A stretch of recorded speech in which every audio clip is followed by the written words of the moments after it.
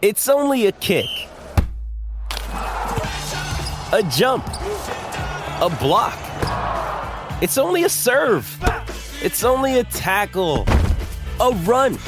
It's only for the fans. After all, it's only pressure. You got this. Adidas.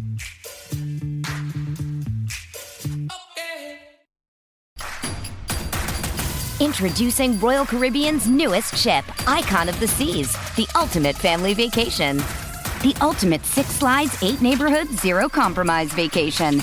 The ultimate never done that, can't wait to do it vacation. The ultimate chillin' by a different pool every day of the week vacation. This is the Icon of vacations. Icon of the Seas, arriving in 2024. Book today. Come seek the Royal Caribbean. Ships Registry, Bahamas.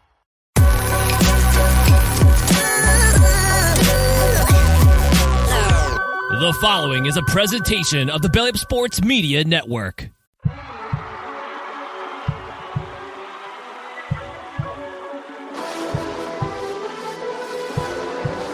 ball sends it over to Edward Robles. Go! InsertName FC!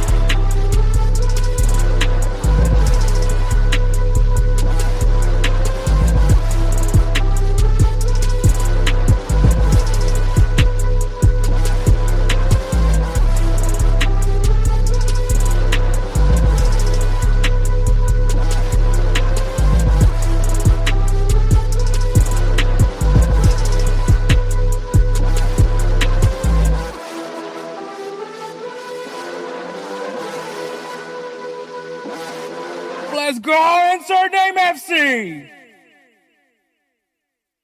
What is up, everybody? My name is Hector Flores, host of the InsertName FC podcast, a member of the BellyUpSports Media Network.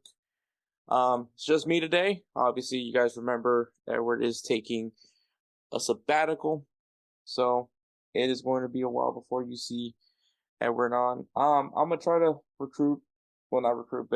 try to invite people to talk. I'm gonna try to see, because now I just started a new job, and the hours, they're not crazy, but it's I work 9 a.m. to 7 p.m. or roughly around there. It depends on the workload that day, but because of that, my schedule isn't necessarily as open as it used to be in the evenings. So I'm sure we can figure things out. I mean, when me and Kelsey previewed the MLS season, it was actually on a Saturday recorded, and it was actually very convenient for him. So we'll see if we continue. If I can invite Kelsey, may obviously also try to bring Jose on. See if I can bring in like a mixture of different people of sorts to talk footy. So that'll be definitely something that I will be looking into. So we'll see how that goes. But yeah, so this episode is going to look at some headlines, give you guys a recap of the Carabao Cup final, because that did happen actually when I'm recording this, because I'm actually recording this on Sunday. The reason why I'm recording this on Sunday is because I don't know yet. I was informed at my job that Monday we get out pretty late. So I don't know what pretty late means. Cause I don't know. These guys say late, but I left like at 7:30, and they said that's pretty late. So if that's late, then I think I could manage to record on Mondays, but just to be careful, I'm just going to do that, to make things a little bit easier for me by recording on Sundays. But we'll see. Once I understand how the full week schedule looks, because I actually started on Thursday. Once I know what a full week schedule looks like, I'll definitely have a better idea of how I can approach recording these episodes, especially when Edward does come back from his sabbatical, because obviously his only day that he can record is Mondays. But anyways, talk about the Carabao Cup final.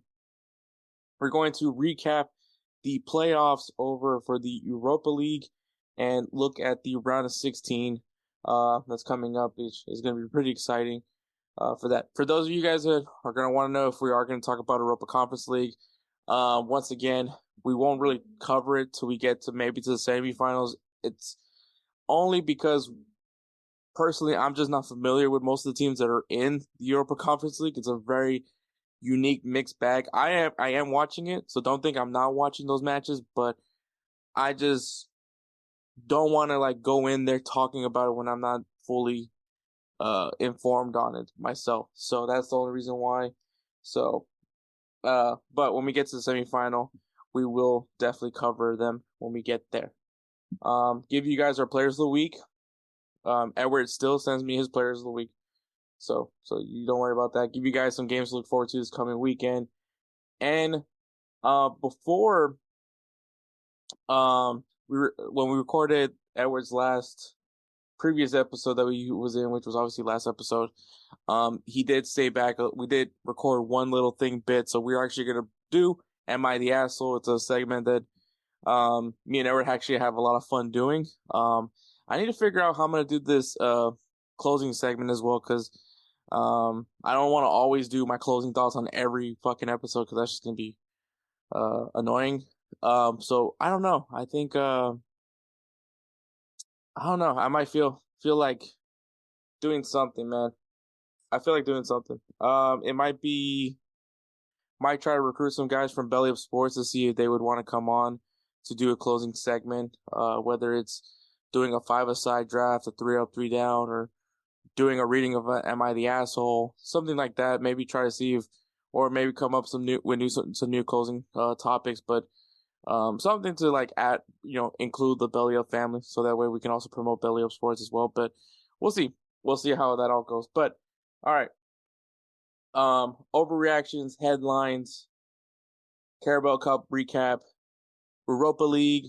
We're gonna talk about Europa League, players of the week, games to watch, and Am I the Asshole? So pretty good show. I can't wait. Obviously, it's just me, so let's see how this one goes. I'm gonna try to see if I can bring somebody on for next week. So we'll no guarantees there, but we'll definitely see it. But before we get going with this episode, I will say opening day MLS was awesome. It was cool to be back at Shell Energy Stadium. It's a little bit weirder. I mean, it was definitely weird after I got fired by the Dynamo when I went there in July, but I think this was a little bit weirder, more so because like it's been obviously 6 months since I seen the guys from the academy, and a lot of them have grown. So and it was just really great to see everybody. It was awesome seeing everybody from my time working at the academy. Shout out to my boy Liam. He spotted me when I was we were sitting in the same section, and he spotted me, so it was really good to catch up and chat with him, man. He's definitely it was really cool, for just cool in general, for all the guys that stopped and said hi to me. It did strike me a little bit, because it was obviously like cool that you guys were happy to see me, for starters, but two was just I don't know, it really touched me. It really made me feel I don't want to use that word. It just made me feel very sentimental. It was really cool. I appreciate everybody that stopped and said hi, because it at least tells me one thing, that I did not suck at my job. At least it tells me that. So that was awesome. But talking about the Houston Dynamo, obviously there is one player that used to play for Dynamo that was very much loved here in the city of Houston, and that is of course Albert Ellis, who unfortunately was part of a very unfortunate injury. He currently plays in League 2 in France with Bordeaux, and he was involved of a head collision in their match. Don't remember the club that they were facing, but the player that he did have the head collision with was Donatien Gomez, and unfortunately, obviously, the way he landed was not good. The match was stopped. I believe it was like it was a good while. Obviously trainers were out there to assess Albert Elisa's situation. Unfortunately, he was he had to be taken out. He had to be stretched out of the field and taken to the hospital. As far as I know right now, he's in an induced coma. Obviously thoughts and prayers to his family. Hopefully he's able to recover. As updates continue, obviously we'll discuss it. But yeah, it's heartbreaking. Not just because he's an athlete or anything like that. Don't think that at the end of the day, life is what it's life. We're talking about life here, and right now this is for his family. It's definitely a time that's going to be rough for them. So hopefully thoughts and prayers, and hope that Albert Velez can overcome it, because he is very much a very special person here in the city of Houston. Not only in the city of Houston, but obviously from his native of Honduras. And yeah, he's just a really great person. So hopefully he is able to overcome it, for sure. So, like I said, show's going to go through. So we're going to go ahead and take a break and go straight into overreactions. Righteous Felon Craft Jerky is the official jerky of BellyUpSports. For over a decade, Righteous Felon Craft Jerky has led the American meat snack revolution by concocting delicious, adventurous, U.S.-sourced jerky recipes for uncompromising carnivores across the country. With 15 different flavors to choose from, Righteous Felon has all jerky lovers covered, and by using promo code BELLYUP, you will get 15% off your purchase at RighteousFelon.com. Do your taste buds a favor today and rip into a bag of Righteous Felon jerky. All right, guys, make sure you guys follow us on Instagram, X at InsertNameFC. Also check us out on TikTok, insert.name.fc. Try to post clips from episodes. Try to do two clips an episode, because of just like if I just start going on a streak of just making clips, it's never gonna end. So I try to limit myself to 2 clips per episode, because then, I'm just giving you guys the good stuff for no reason. You shouldn't be listening to the podcast. So of course, check us out. Also, follow us on all things podcasting. Well, check us out all things podcasting, and also please subscribe to us on YouTube. We're trying to grow that platform out a little bit more. I know Kelsey has been on my ass about starting a YouTube channel, and I think this is kind of the reason why I was so reluctant to having a YouTube channel, because of the growing process is yeah. So right now, obviously the subscriber numbers isn't really great, but the podcast numbers have been really good. So there's that. But obviously YouTube, it's definitely another avenue where you can see us, and you'll see the video version of this podcast on YouTube. So if you guys want to go ahead and check it out. But all right, overreactions. I am going to have I'm just going to say it right now. This is going to be my old man yells a cloud moment. And the reason why I say this is, so this past week there was a charity match. I don't know what exactly the charity match was, but obviously you usually invite former players, some celebrities as well. And, now we have, when you use it's like the word celebrities now being kind of used more loosely nowadays, because now you're considering, content creators or influencers now in that celebrity status. And there's been a content creator, as far as the soccer sphere goes, by the name of, I think it's I Show Speed, or I Know Speed, something like that. I don't know. Frankly, I give 2 shits about this kid. But they call him Speed, and he does a lot of FIFA EA Sports FC content. He made that very god awful World Cup song, probably the shittiest thing I ever heard in my fucking life. Like, when I heard that god awful song, all I could think, and yeah, I'm gonna be really much a hater right now, because fuck him. That's why. But it was just like, it was he's been kind of getting, he's been getting a lot of attention. Obviously, players, everyone loves reacting to him, like mispronouncing players' names when he's doing the FUT cards, or EA Sports FC cards. I don't know what the hell they're calling it. Ultimate Team cards, when he starts does the pools and is mispronouncing names. Obviously, his obsession with Cristiano Ronaldo. Obviously him constantly hating on Messi because he's a Ronaldo stan. And obviously because of that hit, he's built his platform and has now been able to do a lot of cool things, where he's gone to go to Brazil and watch matches in Brazil. He got to meet Cristiano Ronaldo with over there in Al Nassr. Kind of stalkerish if you ask me. But he went to the World Cup obviously because of that shitty, awful song that he did for the World Cup. But I mean, he's done a lot of stuff and he's gotten a lot of attention for it. And he's been featured on a lot of these, like, I guess, charity matches, celebrity matches, whatever you want to call it.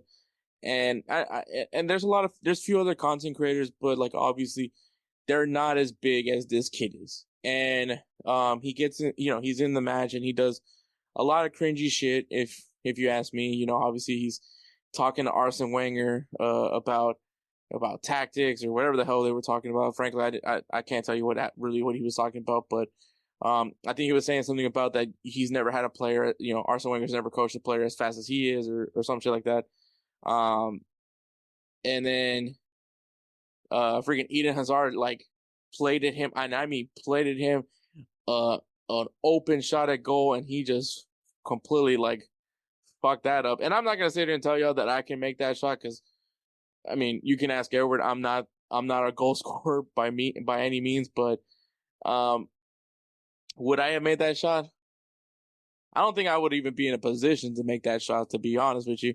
So, but yeah, he was given a pass by Eden Hazard. It was a very, many would say would probably be a very easy shot to take. And I don't even think he got a shot off of it. I think he like lost control of the ball. And so, which is crazy because it wasn't like a difficult pass that Eden Hazard gave him. It was a pretty easy pass from what I saw, at least from like a soccer player standpoint. If you've been playing soccer for so long, you probably should be able to get that ball and then take the shot.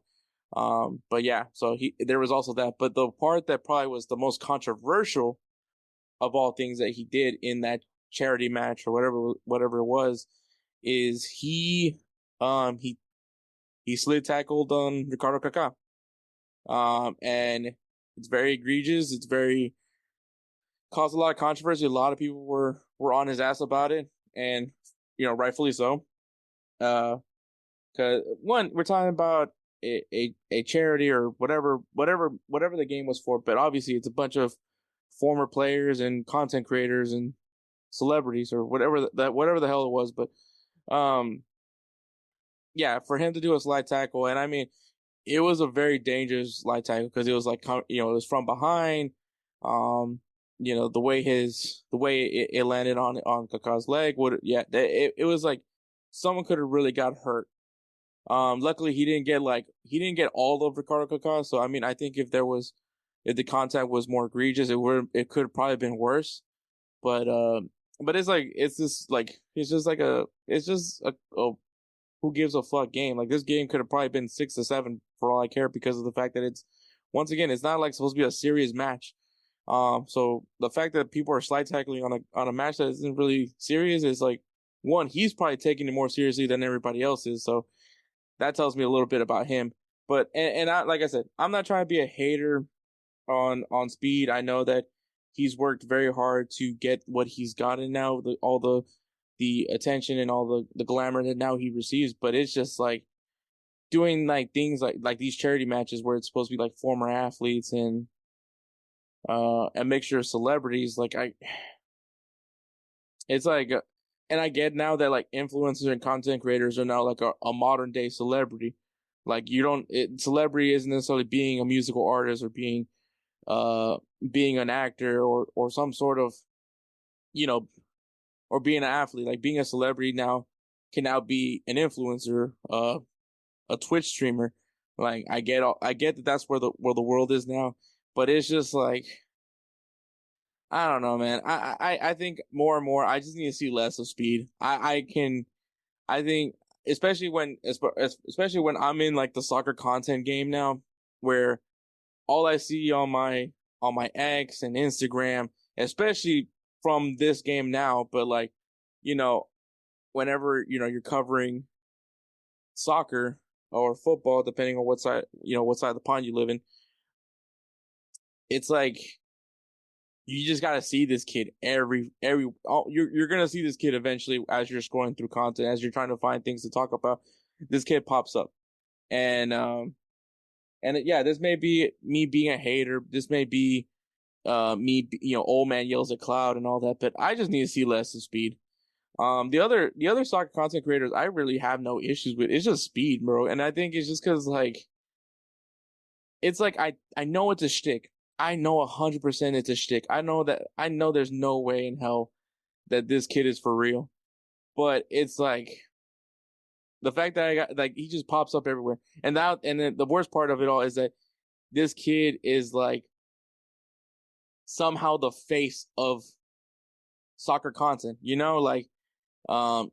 gonna see him, people are gonna try to invite him to these events, just like this game, for instance, because of what he's been able to build. So he's become the face of soccer content.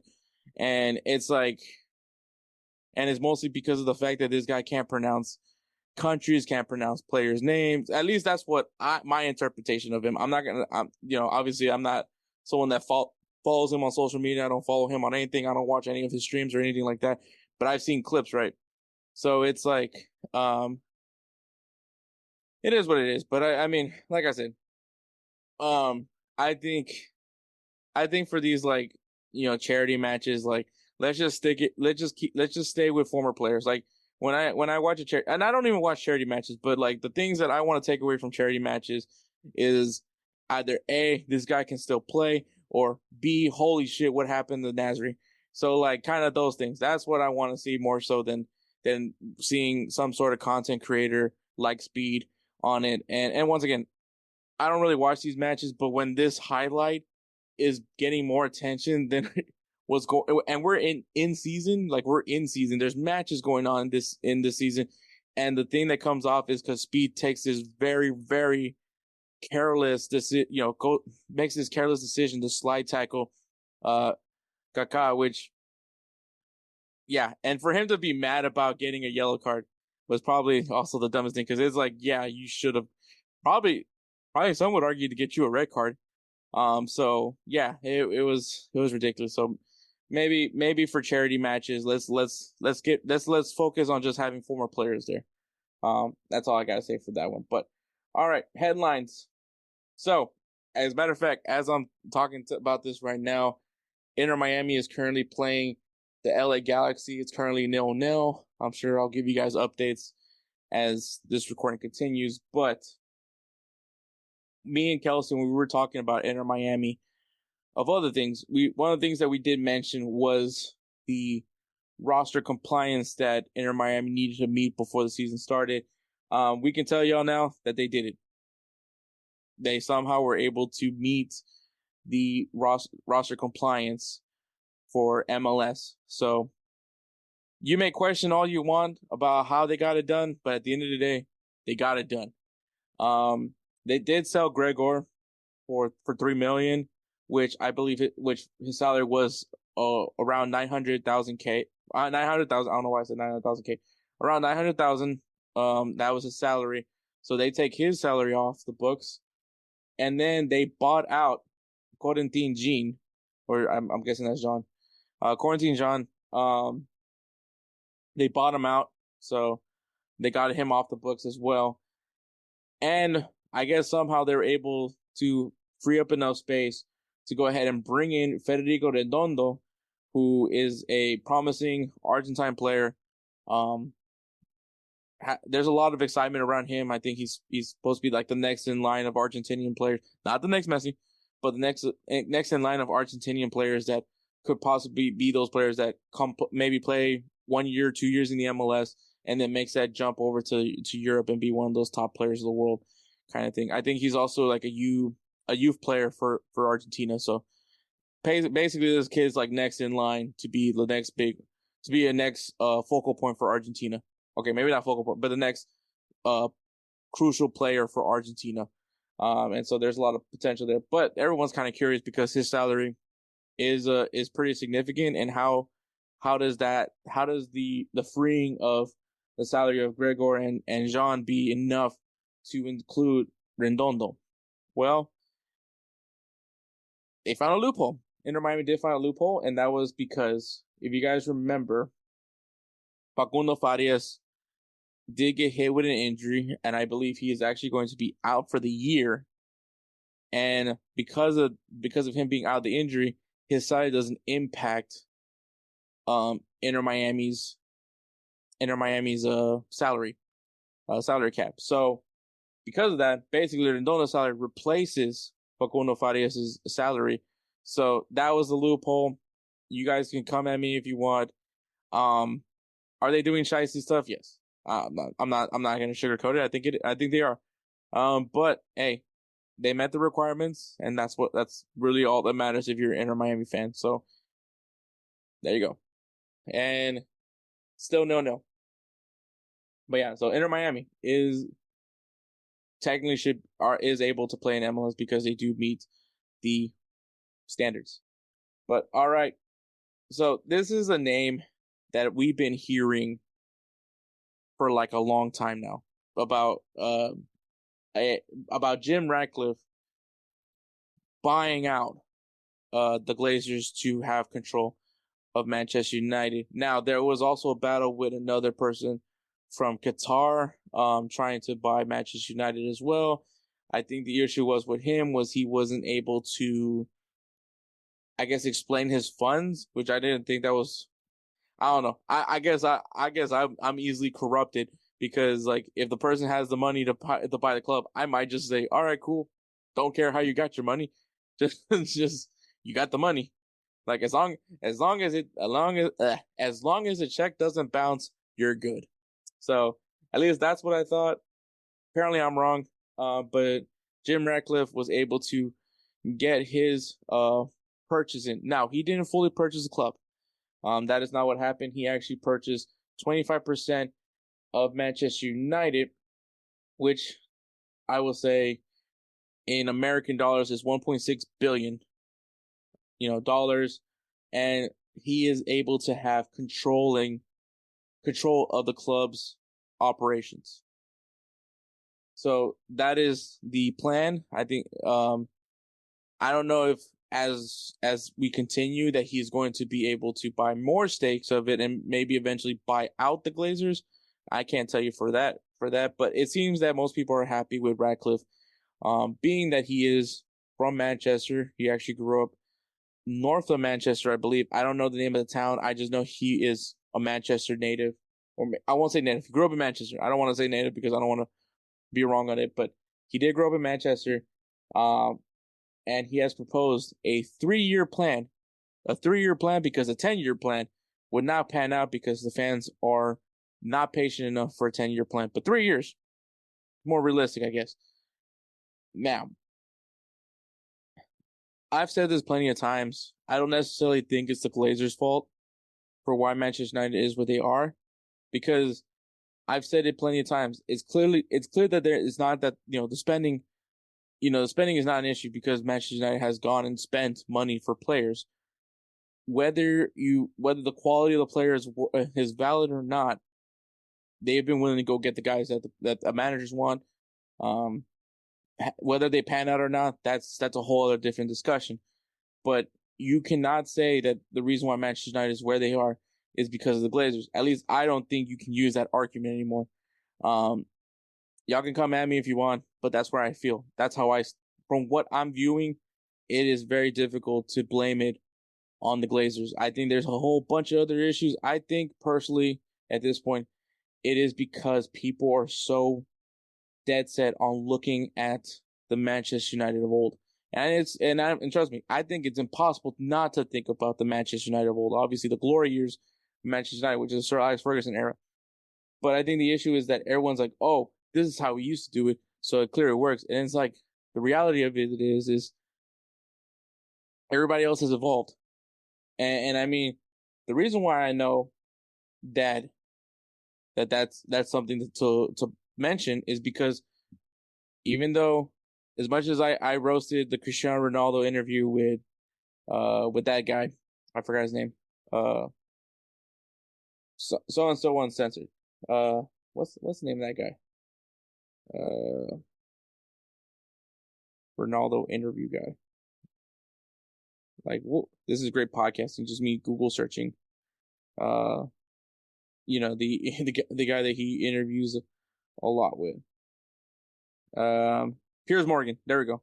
When Ronaldo was on the Piers Morgan interview, one of the things he mentioned about Manchester United, that everything looked the same from when he was with Manchester United. Like when he went into the facility, everything was the same. That's not a good thing. The facilities have to improve as the years progress. I know apparently Old Trafford also needs some improvement as well, is what I'm hearing. Mind you, Old Trafford's a very old stadium. So, I mean, probably warranted. Especially when you start seeing like clubs like, I believe Liverpool has a new stadium as well, the Anfield. Arsenal obviously got their new stadium, the Emirates. Shoot, even Tottenham's got a new stadium. I don't think that's warranted, but they got a new stadium. So, and I'm not saying that a new stadium is a solution or anything. I'm just saying that clearly you need to upgrade. I mean, look at Real Madrid. They renovated, they did their renovations to the Bernabeu.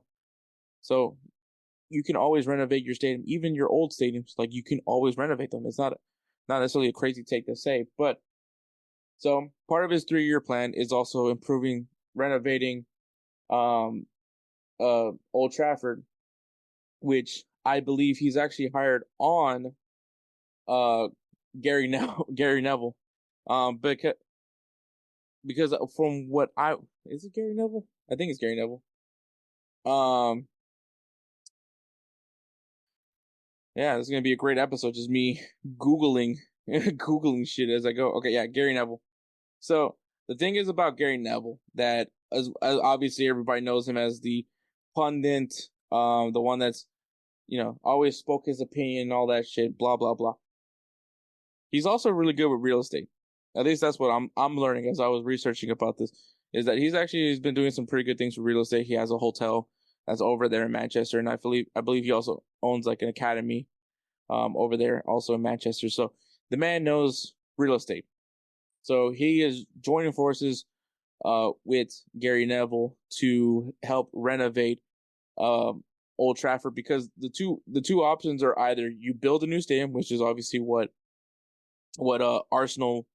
Arsenal's a good example, or Arsenal Tottenham have done, which, got rid of the old and came in with a new stadium. Or you can do what Real Madrid did and just renovate. And I think it's actually cheap. Obviously, in hindsight, it would be cheaper to renovate the stadium versus, at least I would assume it'd be cheaper to renovate it versus building a new stadium. But then again, building a new stadium, it draws a new allure.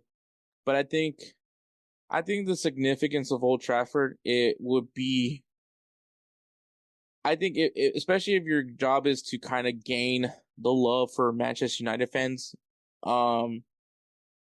especially because, like I said, there's a lot of people in Manchester United will always go back to the glory years of Manchester United, which is obviously the Sir Alex Ferguson era, when they were one of the best teams, not only in the Premier League, but you can argue in Europe and maybe even the world. It was one of the biggest brands in football at one point. But Old Trafford just holds a lot of significance, and I think what I would argue, if you're an American, at least if you want to think of it in that perspective, it's kind of similar to what happened with the Miami Hurricane Stadium with the Orange Bowl. The Orange Bowl was like one of the most iconic stadiums in college football, home of the University of Miami. A lot of national championships were played there.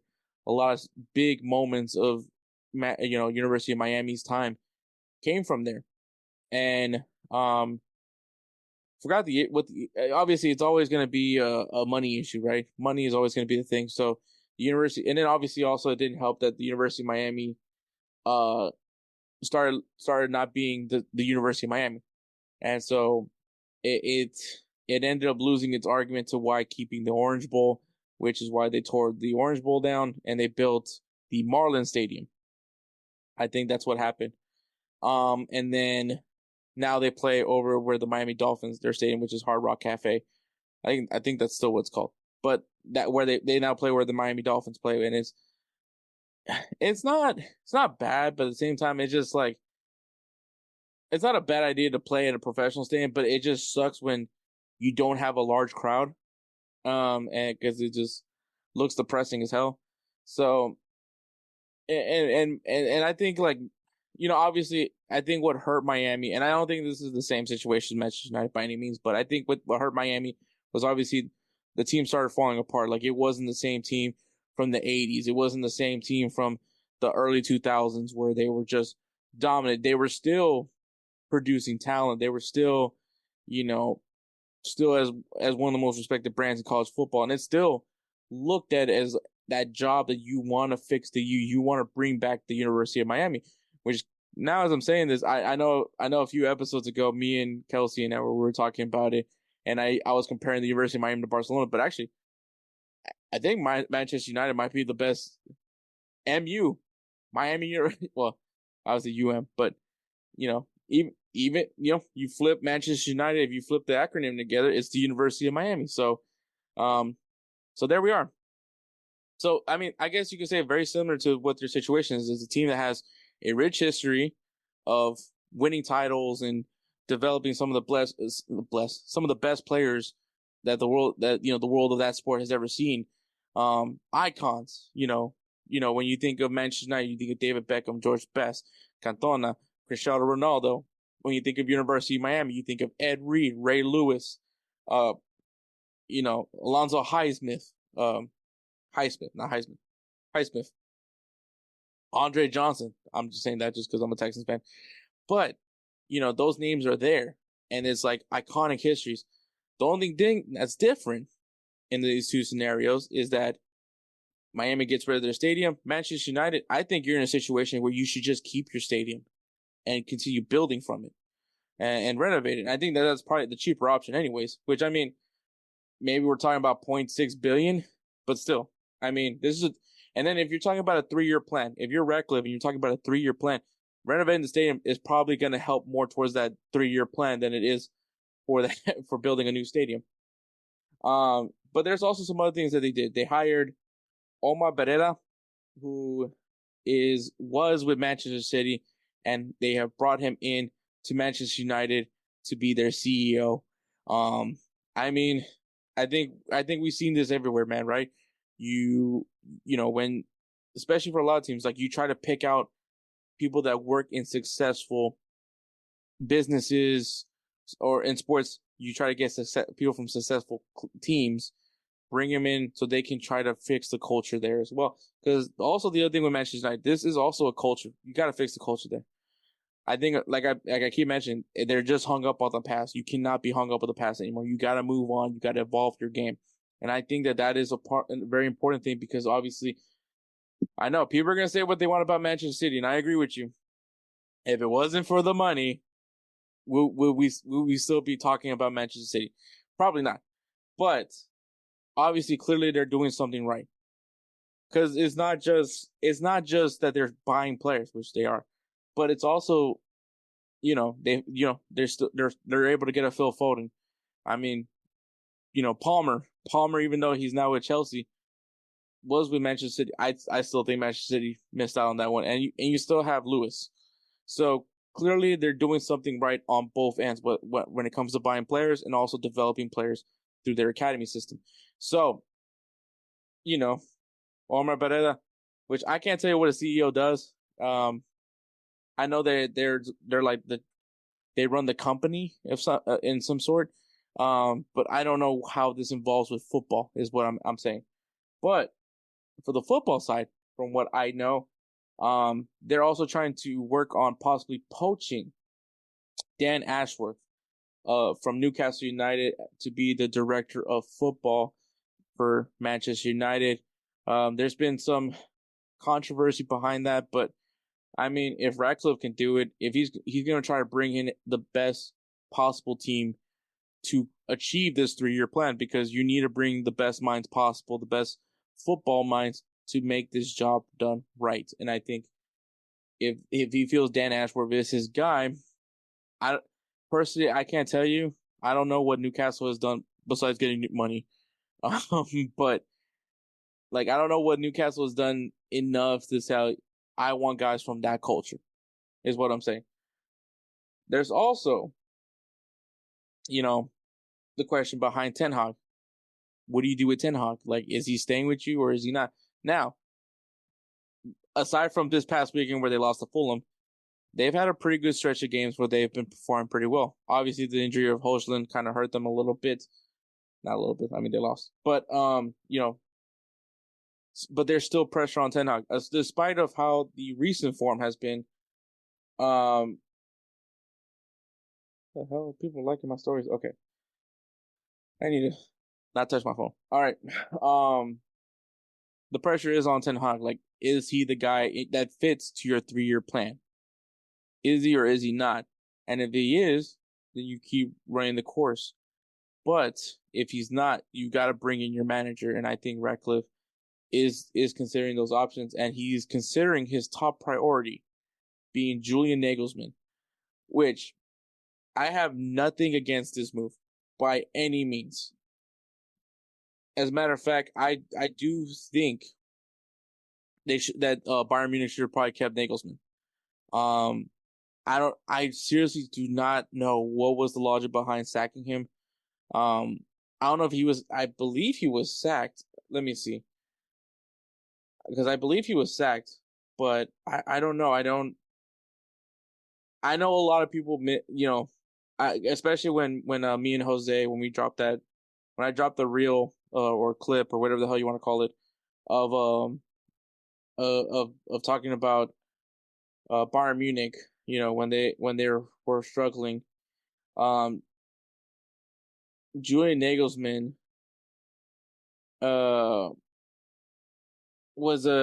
it's like an interesting situation to me because, obviously he's very young. He's like 36 years old. But I'm not entirely sure, what happened. Like, I don't remember if he got fired from Bayern Munich or what was the story there. But let me see. Yeah, he did get fired. He did get fired mid-season in his second season. But he got fired and then took over and is now currently the German manager, but I believe his contract runs out after the Euro. So I don't think that there's anything wrong with Nagelsmann. I think, what he has done over at RB Leipzig and even his first year with Bayern Munich, like, I think he's done a very good job. I don't know. Honestly, I have no idea what happened that last season, because I mean he did get fired, he got sacked, and then Tuchel took over. But I don't know what was the reasoning behind him getting sacked. I can't tell you for what was the cause, but I just know for a fact that he wasn't bad. I think he was a really good manager. I think getting fired like in his second year of his 5-year contract was a little bit ridiculous, but and halfway through his second year. So we'll see what happens there. But I think if he goes to Manchester United, I think it's an interesting challenge. But it also depends what exactly is he getting himself into. Are we looking at a situation similar to RB Leipzig, or are we talking about, Bayern Munich? Because similar to Bayern Munich, it's a high pressure job because there's an expectation with Bayern Munich. It's to win titles. You're expected to win the Bundesliga. You're expected to be in the DFB Pokal. You're expected to do very well in Champions League. So there's a lot of pressure with the Bayern Munich job. And so, and if you're not performing, you have to then, get the fuck out kind of thing. With Manchester United, I think at this point, there's a lot of frustration. Ton of frustration. It's not that there's expectation, but there's frustration of just stop being the banter club that they are now. They don't want, they want to win. They want to win and compete and be back to being the top dogs in Europe. They want to be the best team in Manchester again. And does Julian Nagelsmann fit that realm? Because personally, obviously, I think he's more than capable of doing the job. The only issue is, are you going to let him do the job? Because it doesn't seem like Bayern Munich did. at least from my perspective. It didn't seem like they let him do his job. So, and then once again, we don't know the story about what happened with Bayern Munich, because I know Bayern Munich was struggling last year. I know there was a struggle with Bayern Munich, but they were still doing pretty well. And so, like, that's the thing that's bizarre to me. That's like the weirdest thing to me. So I'm not entirely sure what happened there, but Julian Nagelsmann is considered the top priority for Manchester United, at least in Jim Ratcliffe's eyes, which I think could be a really good option. But I think that there has to be one. So here's the things that I think Ratcliffe needs to consider coming into the summer for Manchester United. There's got to be a clear cleaning of house. If you're gonna sack Ten Hag, sack Ten Hag. I don't think any Manchester United fan is going to go against that. I think everybody's all for that idea, to be honest. But sack Ten Hag if you need to do that. Including in the cleaning of house, man. You gotta trim the fat, man. Get rid of the players that don't fit to what Manchester United is looking for. At least what your vision of Manchester United is fitting for. Like, just trim the fat, let them go. I'm not saying get to bare bones, but if you have to do that pros and cons, like, have your list of guys that you think fit to what you want in Manchester United, and the guys that don't. And the guys that don't, get them out. Like, whatever it takes to get rid of them, get rid of them. And then start bringing in guys that you think fits to what you want, the identity of what you want from Manchester United. So that's going to be the other important thing. And then number 2 is just get rid of the people that try to think that this is the old way works. Because if they're still stuck in the past, clearly it's not working. It's clearly not fucking working. So get the fuck out and start bringing people that are ready to evolve, ready to elevate the level of Manchester United. And I think number 3 is just listen to the fans. I mean, Ratcliffe is a fan of Manchester United. He grew up, he owns a lot of other things, man. Like, I believe he owns a Formula 1 team as well, or has ownership of Formula 1 team. But this guy owns a lot of things. And so but for him, this is the dream. The dream is to own Manchester United. He is every Manchester United fan. He had the opportunity to have some ownership of this club and is getting control of the club operations. Sorry that I burped. You gotta, you're a fan.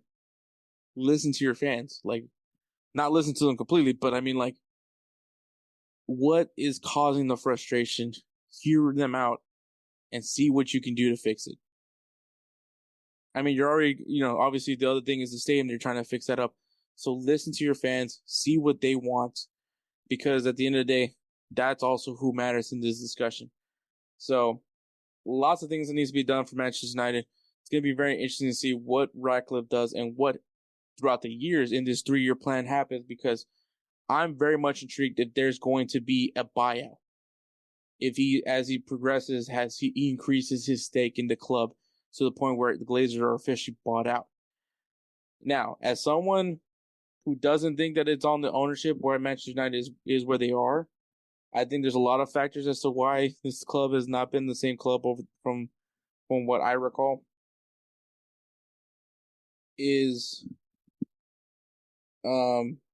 What am I trying to say? Once again, man, I am just moving everything around. What I'm trying to say is that even though I don't personally think the Glazers are at all at fault of this, I think it's just an easy thing to blame. It's just blaming the American fans, the American owners. And I know, if you're Chelsea, you're definitely very familiar with this thing right now. But to me, it's lazy. I don't think it's the ownership, because you can't say it's the ownership's fault, because they're willing to pay to get what they need, what they think is the best.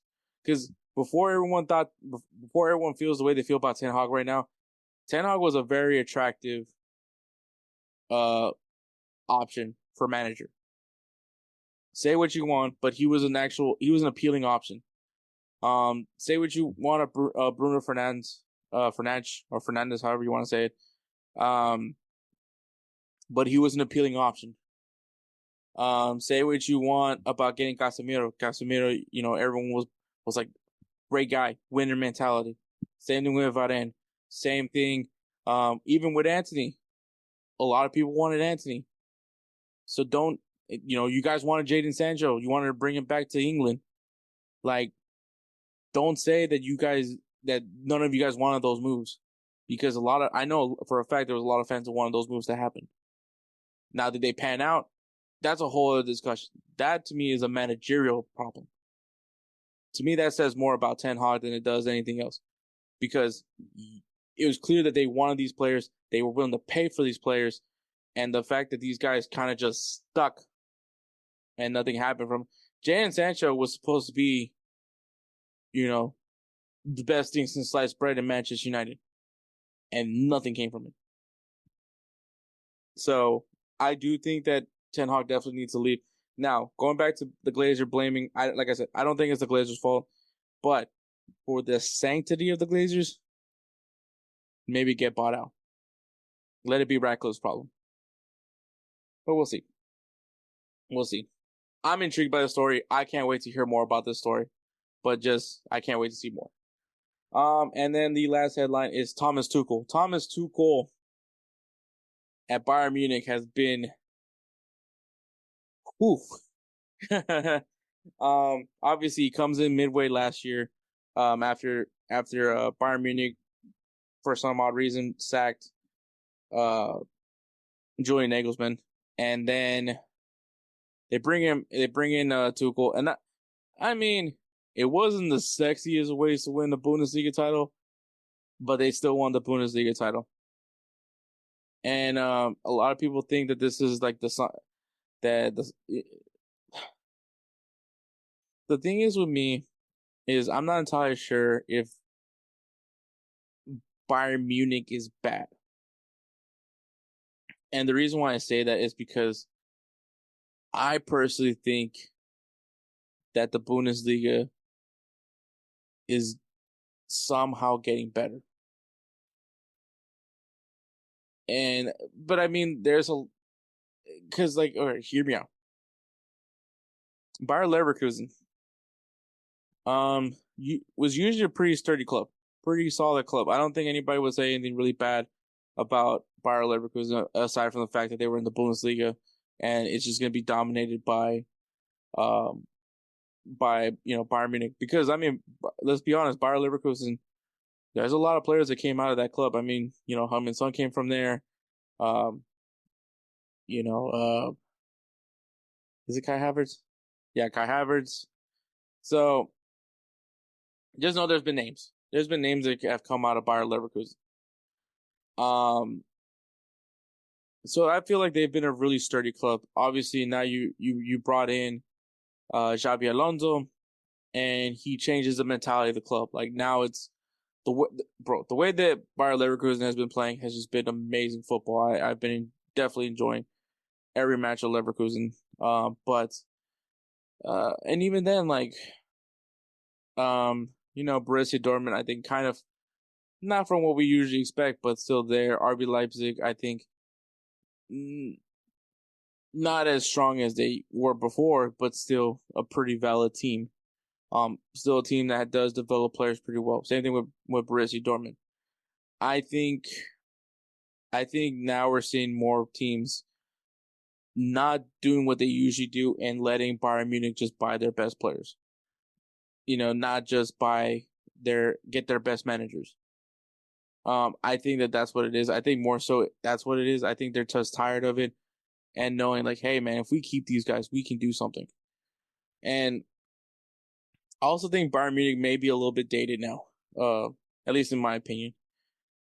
Now, Tuchel, as much as I rate him very highly, I just don't think he was a fit for Bayern Munich. I think his tactics maybe doesn't fit to what Bayern Munich usually does. Because, he's caused a lot of friction, which is also something that I know for a fact Tuchel does. And a lot of the reasons is because from what I've been seeing is that he's been failing to connect with players. As a matter of fact, the locker room has very much so been split in half. About how they feel about Tuchel. And the side that doesn't favor Tuchel is Thomas Mueller and Joshua Kimmich, just to name two guys from that side, who have been really not getting much play time, which is crazy to think because Thomas Mueller has been, to me, one of the most focal points for Bayern Munich's success. Like when he's able to dish out the ball very well, Bayern Munich is usually a really scary team up front. He hasn't really been playing much, so he's been frustrated. Joshua Kimmich, everyone thought that this kid was going to be the next big name for Bayern Munich. Started out as a right back, now he plays CDM. But similar to Mueller, hasn't really been playing much. As a matter of fact, I believe Goretzka has been getting more looks in the midfield than Kimmich has. Which say what you depending on how you feel about Goretzka, but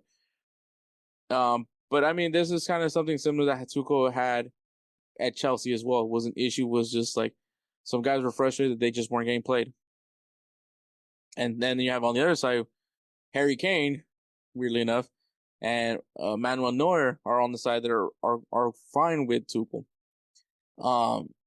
But still, once you split the locker room, you lost your locker room. It doesn't matter if half of them like you. There's now an issue with you, and that's kind of one of the problems. And for that, he is stepping down from Bayern Munich at the end of the season. So now we have another manager who's stepping down at the end of the season. So that's now you got Xavi out, Xavi's leaving, Klopp's leaving, and now you have Tuchel. But so some people are like, man, Bayern Munich is trash now. Bayern Munich is in second place, and they're only 8 points behind Bayer Leverkusen, who, as of right now, is still undefeated.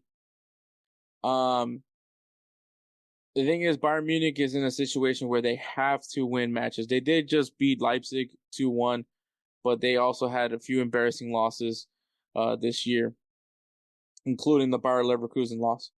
I think they also lost to Bochum. But yeah, there's a lot of things. The thing is that you're second place. You're still in contention for the Bundesliga title. But the thing is like not only do you have to get positive results in your final, because you have March and April, and then you have a few matches in May. So you got to get positive results. At the same time, you need some negative results for Bayer Leverkusen. And I'm not saying just one loss. I mean, we need draws and losses from Bayer Leverkusen to really help Bayern Munich really get into that discussion for the Bundesliga title. So unless somehow Bayer Leverkusen bottles this up, which doesn't seem that's happening right now because they are at pace to make something very historical. And so, which, I mean, I'm going to say this. I honestly do think the Bundesliga got better. The Bundesliga, the leagues are more enjoyable when it's clearly not one team always winning every year.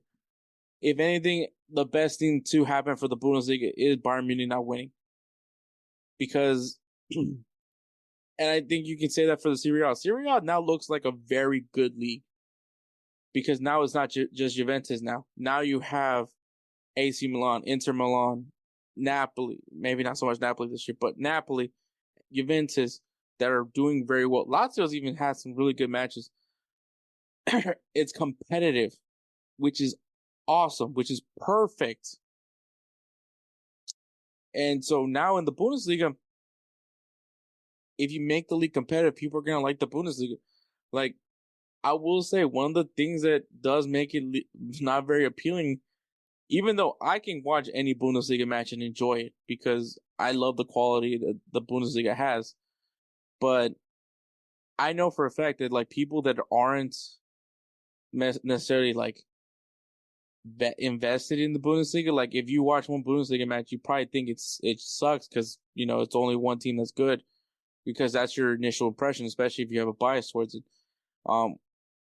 So I think for the sake of the league, it's great that you have this, but obviously if you're Bayern Munich, because you have expectations, which is kind of what I mentioned earlier about with the Julian Nagelsmann thing.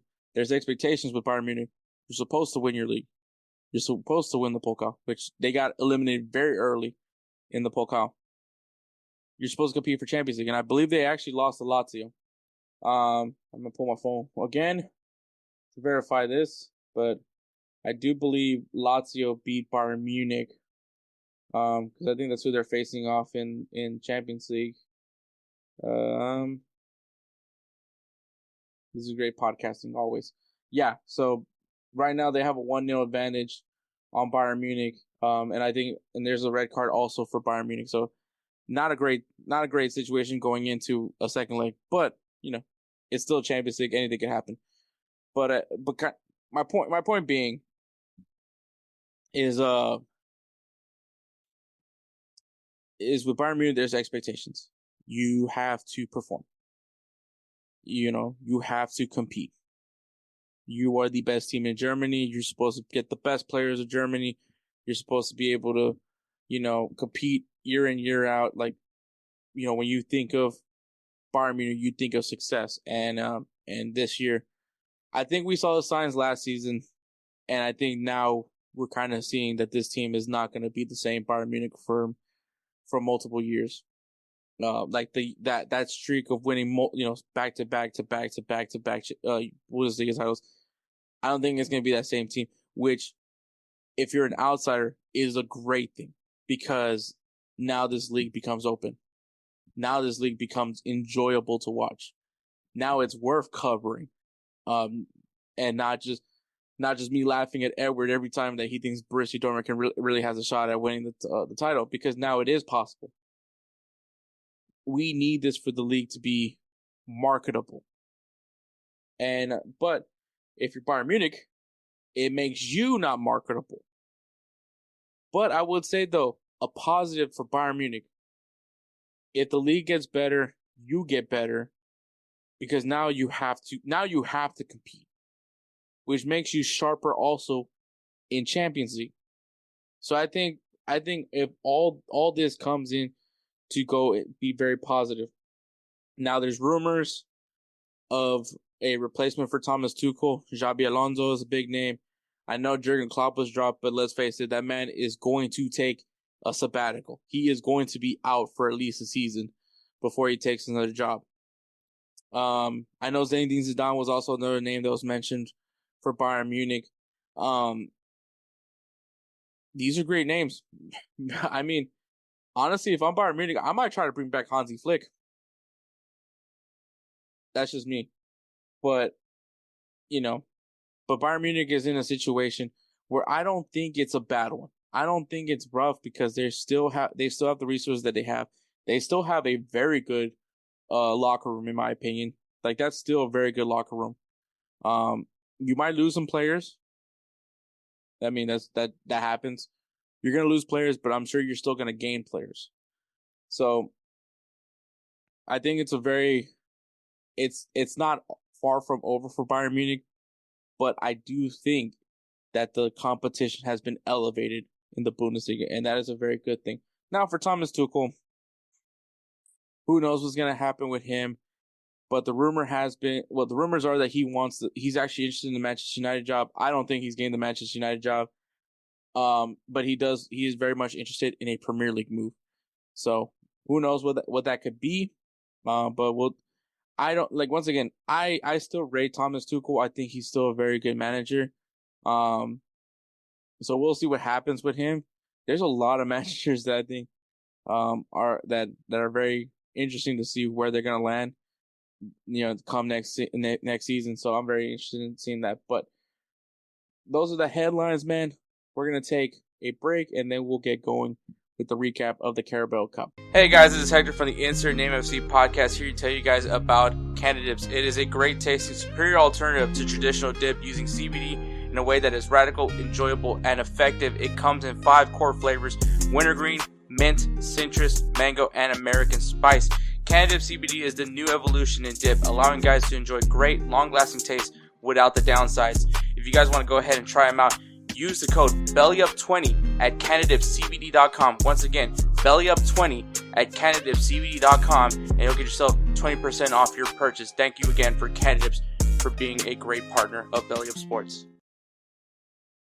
All right, guys, we're back. All right, the Carabao Cup is done, and congratulations to Liverpool on winning the first trophy in England. So Liverpool beats Chelsea 1-0, and it went to extra time. Liverpool had 54% of the possession. Liverpool also outshot Chelsea 24-19. 11 shots were on target to Chelsea's 9 shots. And the winning goal was scored by Virgil. I don't know what the fuck happened there. Was scored by Virgil van Dijk. Yeah, so like I said last week, man, it was all that. This is like literally what Chelsea's like consolation for how terrible their season has been going, versus Liverpool wanting to do the best farewell tour for Jurgen Klopp as humanly possible, and Liverpool got what they wanted. They gave Jurgen Klopp another trophy for his amazing resume as he has had here at Liverpool. So, yeah. And, of course, Virgil van Dijk, I believe there's, like, rumors that he could possibly be leaving Liverpool. I don't know how strong those rumors are, but they were mentioning that in the game. So, as a matter of fact, he actually scored 2 goals, but the other goal was called back. So it was called back for offside, I believe. But yeah, so there you are. Carabao Cup winners, Liverpool. I'm sure Kelsey is very happy. All right, so the Europa League. So the playoff round is over, and these are the results. Benfica beat Toulouse 2-1. SC Freiburg beat RC Lens 3-2. Roma beat Feyenoord 2-2, 4-2 in penalties. I actually did watch that match a little bit. I was on break. I got to go to Pluckers because now where I work at, I'm in a reasonable distance of one.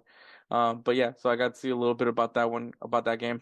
Marseille beat Shakhtar Donetsk 5-3. Also funny that Gattuso got fired. But so yeah, he's no longer with Marseille, and they win now. AC Milan beat Stade Rennes. Karabakh beat Braga 6-5. Sparta Praha beat Galatasaray 6-4. And Sporting Lisbon beat Young Boys 4-2. So the matchups for the round of 16 matchup we played on March 7th and March 14th. So have that in your calendars, everybody. So Sporting Lisbon versus Atalanta. This game is actually not going to be played on the 7th. It's actually going to be played on March 6th. For what reason, I have no idea, but that's what the schedule said. Sparta Praha will be taking on Liverpool. Karabakh will be taking on Bayer Leverkusen. Benfica will be taking on Rangers. AC Milan versus Slavia Praha. Roma versus Brighton. Marseille versus Villarreal. And SC Freiburg taking on West Ham United. I will tell y'all right now, holy crap, I can't believe that they had to face off this team is Sparta Praha. They have to take on Liverpool. Once again, mentioning that this is the Jurgen Klopp farewell tour. So, like I said, Liverpool, I know for a fact Liverpool is playing their asses off for Jurgen Klopp to give him an amazing season full of trophies before he walks away. So, if you want to talk about being on the other side of this, is that this sucks. So I feel for you, Sparta Praha, for this one. The matchup that is going to be a really, I'll say an even matchup. I won't say best matchup, but even matchup. I think it's Benfica and Rangers. I think that's going to be a really good matchup. I'm going to be definitely wanting to watch that one. The holy shit, this is going to be a great one for me is Roma versus Brighton. Roma has looked completely different after Mourinho left. So props to De Rossi. I think it's De Rossi. Is it De Rossi? I think it's De Rossi. Is that who's managing Roma right now? Great. More Hector Googling shit. Roma manager. Yeah, it's De Rossi. Thanks that I had to Google something that I actually guessed right. But yeah, but Brighton and Roma, I think is going to be a really great matchup. I can't wait to see that one personally.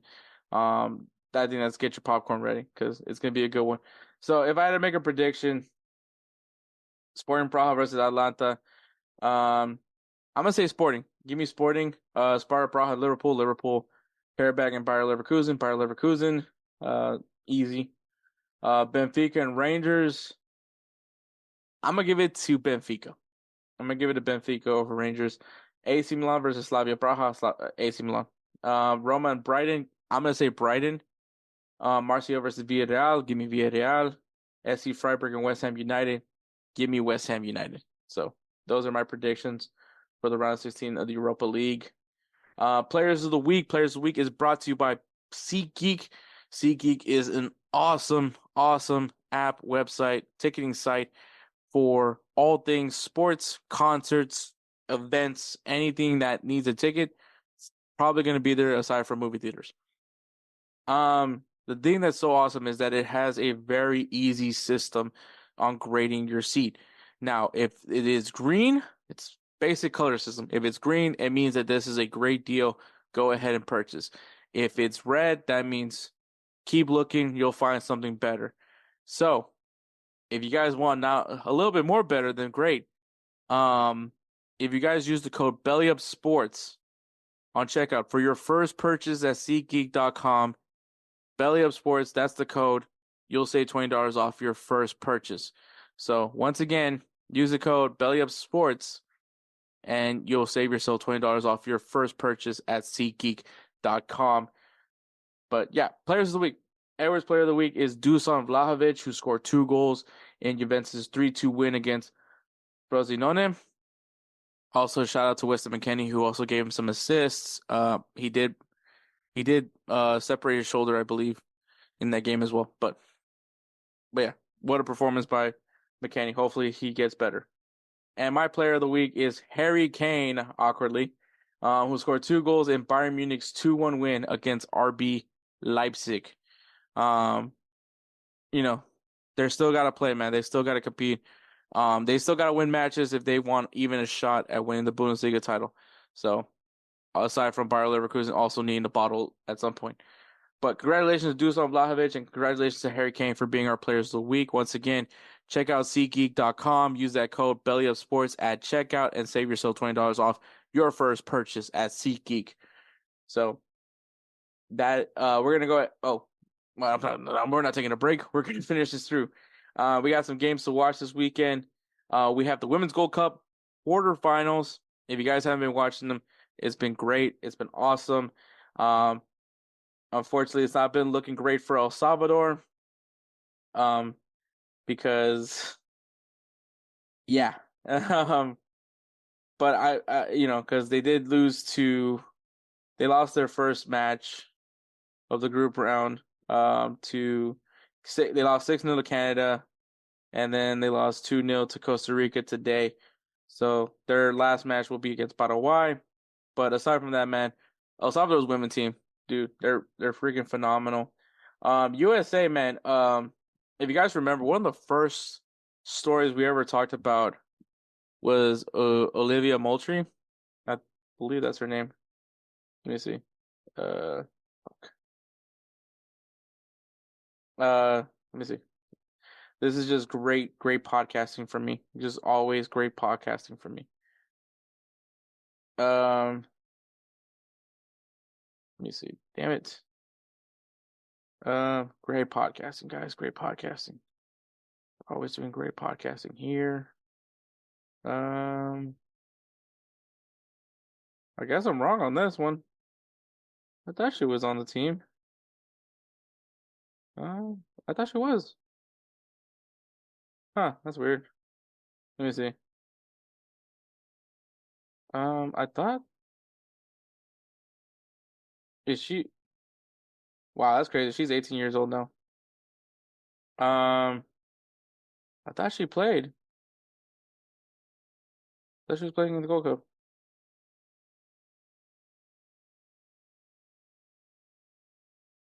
Yeah, she played. Yeah, I was wondering about. Okay, This is weird. Okay. What game did she play in? Oh, she played against Dominican Republic. Oh, okay. All right. So, but Olivia Moultrie also doing pretty good. She's doing pretty good, solid. Which is crazy thing. So one of the first stories that we talked about on InsertName FC was Olivia Moultrie. Making her debut. Becoming the youngest player in NWSL. At that time, and now she's 18 years old, and now playing for the women's national team. So that's just holy shit, full circle moment there. So that's cool. That's cool to see. Cool to see that she is living up the hype. But yeah, check out the Women's Gold Cup, man. It's been really cool because it's not just CONCACAF, even though it's a CONCACAF match, but they invited, Brazil, Argentina. There's some really interesting teams that got invited into this tournament, and it's really cool. It's been really fun to watch. So go ahead and check it out. In the Netherlands, we got PSV Eindhoven taking on Feyenoord Rotterdam. So check that one out. That's gonna be a really good one. Can't wait to hopefully see some Ricardo Pepi. But if not, we still got Malik Tillman and Sergino Dest because I know Luke De Jong is there. So that's why. But Feyenoord, obviously, Santi Jimenez. So we'll see what happens there. FC Porto and Benfica faced off in Portugal. So big matchup there. Go ahead and check it out. I believe Portuguese League is played either on GolzTV or BN Sports. One of those. But go ahead and check it out. Check out your listings. And in Turkey, we got Beşiktaş taking on Galatasaray. I know for a fact that this is on BN Sports. So really good matchup. Go ahead and check that one out. In the MLS, we got the Cali Clasico, San Jose Earthquakes taking on LA Galaxy, and the Florida. I don't know what the hell I don't think they call it anything. The Florida Cup. I don't give a shit. Inter Miami taking on Orlando City. Now, if you guys remember, I said I think Orlando City is going to win the MLS Cup. So hopefully they can live up on their side of the bargain. But we'll see what happens there. In Liga MX, we got Cruz Azul versus Chivas. Shout out to K Cal, scored a goal this past weekend. Monterrey versus Pumas. That's going to be some really good, juicy matchups in Liga MX. League we got Monaco versus PSG. Stade Reims versus Lille. In the Bundesliga, we got Freiburg versus Bayern Munich. And Cologne taking on Bayer Leverkusen because they're still undefeated. So we'll see if that streak continues. If that do we don this team the Invincibles of the Bundesliga? Can't wait to see what happens there. In the Serie A, we got Lazio versus AC Milan and Napoli versus Juventus. Juicy matchups in the Serie A. La Liga, we got Valencia versus Real Madrid and Athletic Club Bilbao versus Barcelona. And in the English Premier League, we got Fulham versus Brighton, and a singing bet is on as we have Manchester City taking on Manchester United. The Manchester Derby. Is Manchester going to be blue or is it going to be red? And obviously Edward and Spencer face off to improve their place in the singing bet. So we'll see what happens there. Now we're going to take a break, and then you'll hear Am I the Asshole? Are you ready to elevate your sports betting experience? Look no further than DraftKings Sportsbook. Why choose DraftKings Sportsbook? Unmatched variety. Bet on your favorite sports leagues or discover new ones to follow. Live betting. Test your instincts and feel the adrenaline as you bet in real time while the game unfolds. Promotions and boosted odds. DraftKings keeps the excitement going with a range of promotions, odds boosts, and special offers. And a user-friendly interface. Whether you're a seasoned bettor or new to the game, DraftKings' intuitive platform makes placing bets a breeze. Ready to dive in? BellyUpSports has partnered with DraftKings Sportsbook to give you an exclusive offer. Sign up at dkng.co/BellyUp150 and new customers will get $200 in bonus bets instantly when they bet $5 or more. Don't miss out on this opportunity to take your love for sports to the next level. Sign up today and let the games begin. Please gamble responsibly. 21 years or older. Eligibility restrictions apply. See website for details. Hey guys, remember when I told you Edward taking a sabbatical? Well, he popped up real quick just to do this real quick closing segment for us. Edward loves the I'm the Asshole segment, just because we always have like random things. So we have random things to say, we have random things to talk about, and most of the time I'll give it like a whole 360 point of view of aspects. So then at that point, maybe I make a point, maybe I make people mad. Who knows? But like I said, like the topic of the thing is, am I the asshole? But yeah, so here is the topic. Am I the asshole for not finishing One Piece? Oh, that's a well, okay. To be fair, I still haven't really been up to One Piece. Like I'm still okay. I mean, So who really has finished One Piece? So, well, technically not really because it's still going on. yeah. But my thing is, I'm still watching it when I can. It's just really hard to keep up with it. I think I'm at the point where Luffy's fighting Kaido, and if anything, I think he's at a break. I think Zoro and Captain Kidd are still fighting Kaido so that Luffy can rest for a little bit so he can get his batteries recharged. And that's actually pretty far, but I think my friends have already told me that they're already past that. And I'm just like, what? And I'm like, but the thing is, and here's the thing, people don't hate me. I watch sub, but when I'm at work, I'll play it in dub so I can understand what's going on if I walk away. So the thing is, most That's of these fair. episodes, these news episodes, haven't been showing up in dub. So Ooh. I'm stuck. Yeah, so I'm stuck. So you I can't haven't. be listening to it while at work. Yeah, exactly. So if I listen Unless to you're it, be like, mad. "Ah!" I Be mean, like, unless "Ah." during your sabbatical you learn Japanese. Yeah, that's basically what I'm thinking of. But so All right. I Well, don't think it's gonna be that. let's hear this story before we start jumping to conclusions here. All right. A few months ago, my friend, let's call him John, and I made a deal where we would give each other's favorite manga a shot. Oh, so it's not anime; it's the manga. Oh, the manga. Oh, okay. So you have more commitment because that involves reading. Yeah. We had talked a while ago about how we should read more books to establish healthier life habits. I don't think manga. Okay, it's reading. It's reading. I mean, It's reading. It's reading. As long as they're not just looking at the picture and they're actually reading the words. Yeah. I am a big Berserk fan. Don't know what that is, so. Oh, Berserk. Berserk is a very gory manga anime. Like it is a very twisted anime. Okay, so this person is. Like Berserk, I think if I'm not mistaken, Berserk is the manga where the evil guy, I think it turns out to be his friend, but the thing is he's overtaken by some sort of spirit, I think. And then So this is the like dude, hardcore, like you're a real anime person if you're watching this. not really. Not really? I mean, Okay. I mean, personally, it just depends on what you. It's like more of an action manga than anime and stuff like that. It's more of an actiony, gory kind of stuff. Like, oh, but it gets really twisted where that dude, he has his friend caught up in his arm in like a whole different dimension with like a bunch of demons looking around him and stuff, like covered up. And then he grabs the girl that he likes and starts banging her in front of him. And I was Okay. like, Wait. what? Yeah, What? exactly. Yeah. This And is it's literally actually in this is in the manga. This is actually like the this is Mark premises of Wahlberg's like lion and tuna speech from the other guys. yeah, pretty much like where he's like, dude, your wife's so hot, I'm gonna do that. And he's like, yeah, what?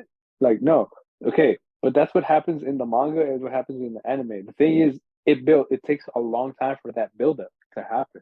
And if I'm wrong, I'm sorry, but this is actually the part of the manga that I read because it was on my Instagram feed where they're like, who could be this twisted? And then they go ahead and play it on a reel and they put it on there. And I'm just like, what the frick? I was like, yeah, I was like, this is really twisted. I was like, this is a really twisted thing. I was like, wow. So the lore is there. Yeah, right, the lore is just... I'm a big Berserk fan and he loves One Piece. So we decided to read each other's recommendations to start our resolution. Now, John reads far more than I do. I mean, he's reading One Piece. Often reading books with over 1,000 pages just for fun. The same reading speed translates to reading manga. He finished all of Berserk in about a week or two and said he really enjoyed the story. I do not have the same kind of skills, so in that same time, I had completed about 20 chapters or so of One Piece. Pretty measly. Okay. I'm aware. I mean, you're reading more than I would. But John and I are both in college, and I struggle to find free time aside from reading papers or studying for exams. When I do have time, I would prefer to refrain from reading more after a day of analyzing research papers. John, on the other hand, has no issues with this and reads for fun. It's just his hobby, and he enjoys it much more than I do. Ever since John finished Berserk, he has constantly been asking me about my progress or on One Piece. Truthfully, it just didn't grab my attention like other stories do. So I haven't continued reading as regularly as he would like. It was interesting, and I know a lot of people love the story, but I just couldn't get into it. After telling him this, John has been begging me to continue and promises that I am almost at the part where it gets good. But I feel as if I've given it a fair shot and it just didn't capture. I mean, 20 chapters, that's a lot, right? Not really. Okay. Unless if it's like he's reading the omnibus and then it's like the 20 chapters are in maybe like 4 or 5 books. But Berserk is actually it's a lot of volume. A One Piece? On the manga. Oh, One Piece? 20 chapters is One Piece? No. No, 20 chapters? Not really, dude. Compared to what they have out now, 20 chapters is nothing. Okay. After telling me this, John has been begging me to continue and promises that I am almost at the part where it gets good. But I feel as if I've given it a fair shot and it just couldn't capture my attention. I've given One Piece a try a few other times since we made this deal, but each time I just can't get into it, and each time he swears I'm almost at the good part.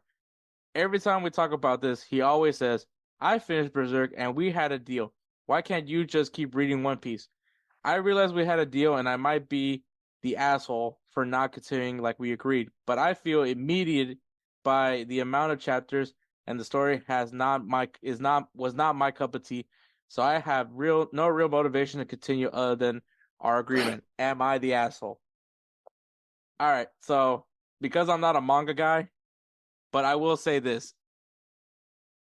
I'm just guessing that Berserker, I don't know. Berserker is like maybe not as long as like as a maybe there's still some manga being written for it. I can't tell you. Edward's the expert on this one. But I'm assuming because One Piece in the anime, it's like what over 1,000 episodes now at this point. So I can only imagine that the mangas is probably like more so that. Like just about, yeah. So I'm going to say that maybe it was a little unfair that that's like Edward telling me to like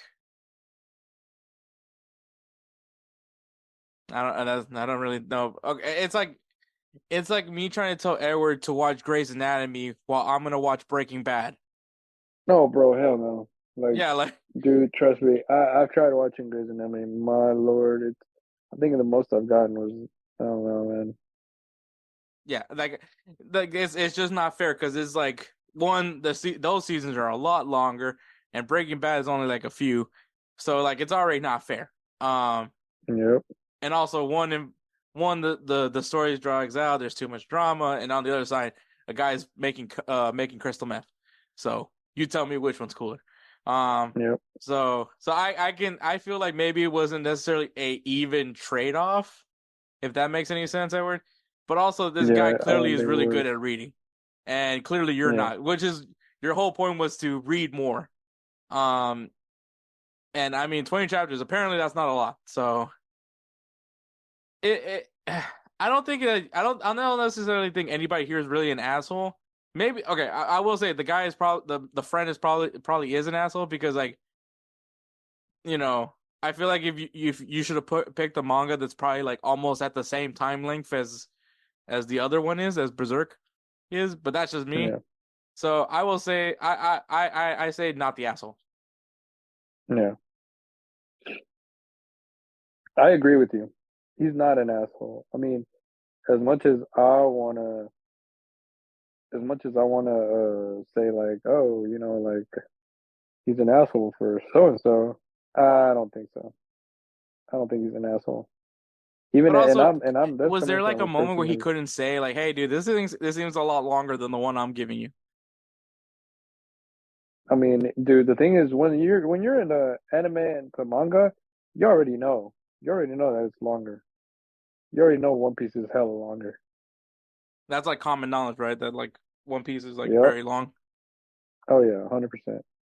Yeah. So I mean, either he just didn't know One Piece, which if that's the case, then you're probably not a real manga person. But then you know Berserk. I mean, but yeah, no. It could go both ways here. It really can. But I will say, if you're the friend and you're gonna recommend somebody One Piece, I feel like that's kind of a dick move too. Because I'm just as much as it takes to watch it, I'm sure like reading it is probably also not a necessarily a thrilling task.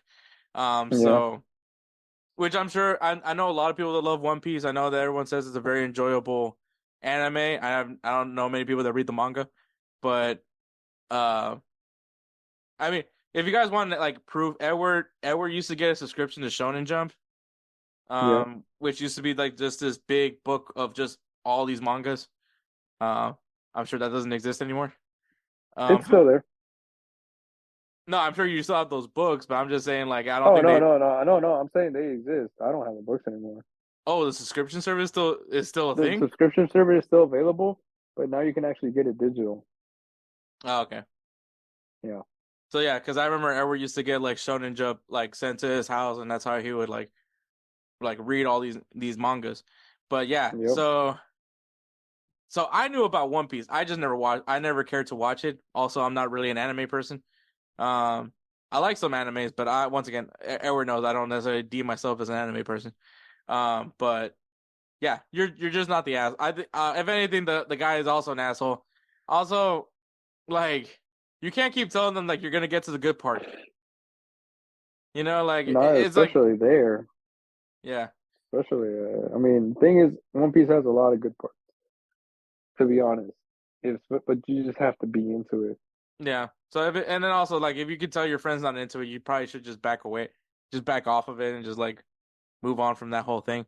Because like for instance, like I like if someone tells me that they watched an episode of The Office and they don't like it, I'm not gonna keep like, no, dude, just really watch it, just fight through. I know that first season's tough. Like no, it's like if they don't like it, they don't like it. If Yeah. anything, that just means I can watch. That's more Office for me. The So like, you know, it's not the end of the world if someone doesn't like your shows. I would try to say me and Edward don't all like the same shows, but I think me and Edward do like all the same shows. Yeah, most of them. Yeah. The thing is, I think I'm ahead in the anime department. Yeah, anime department, that's Edward. That's all Edward, because the only show I'm really watching is My Hero Academia. But I mean, there's certain maybe I don't think Edward's necessarily like a big Sopranos fan like I am. That's probably just because I have access to the Sopranos. I just don't think Edward ever had access to the Sopranos, so I don't think he actually ever was a fan of the Sopranos. Yeah, I never really. So like watched things like them. that. But like Brooklyn Nine-Nine, me and Edward like freaking send each other reels of Brooklyn Nine-Nine. So Oh yeah. So yeah, so once again, you're not everybody's gonna like everything, but also kind of a dick move that you recommended bro, One Piece I'm assuming is almost as big as the Bible when it comes to pages. So or at least chapters. No, No? they're not like chapters. On the anime, bro, like I just mean the size of the book. the size of the book. They're just normal, bro. Like they're not big. They're literally like if you go to the Okay, bookstores or the length of like reading it would probably be almost equivalent to reading the Bible. No. It's not? Like it's no, it's not. Like one volume is not. Like one volume is literally maybe 3 chapters, 4 chapters, depending how big the chapters are. Okay. Well, now I'm learning stuff. Yeah. But all right, Edward, thank you for coming back on to do this Am I the Asshole segment. Just, you know, obviously enjoy your sabbatical. But all right, so we'll segue right over to me ending this show. All right, guys, I want to thank Edward for coming, staying up a little bit longer just to record that Am I the Asshole segment. But all right, shout out to Belly Up Podcast Network, man. Check out their website, BellyUpSports.com. Follow them on Instagram and X at BellyUpSports and at BellyUpMedia for all things that are going on at Belly Up Sports. Also, shout out to GolzTV. Obviously, another way that you can watch episodes of InsertName FC is through GolzTV. So check out their website, GolzTV.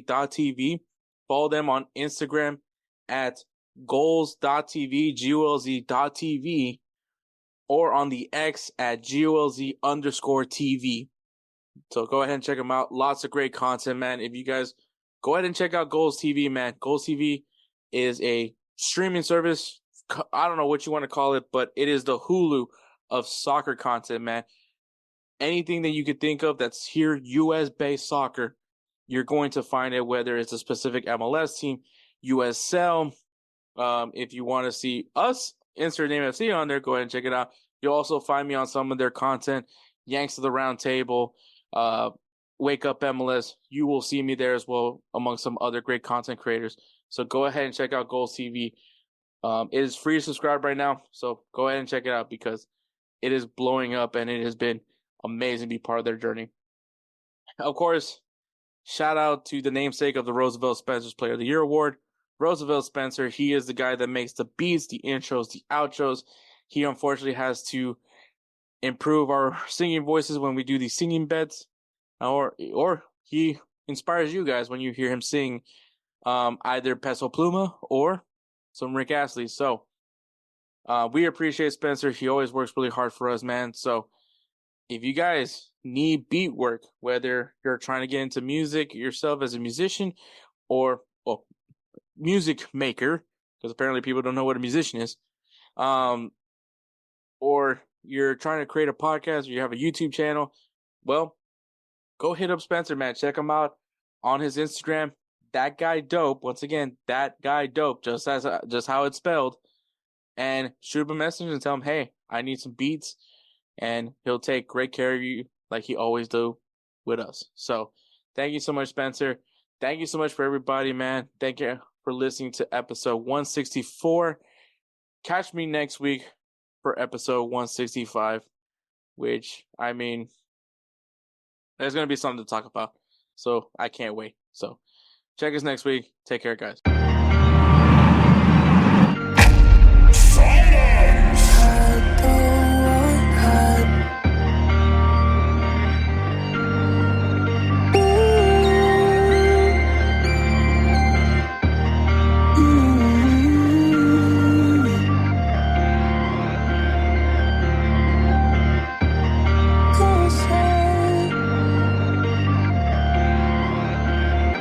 Who is that guy?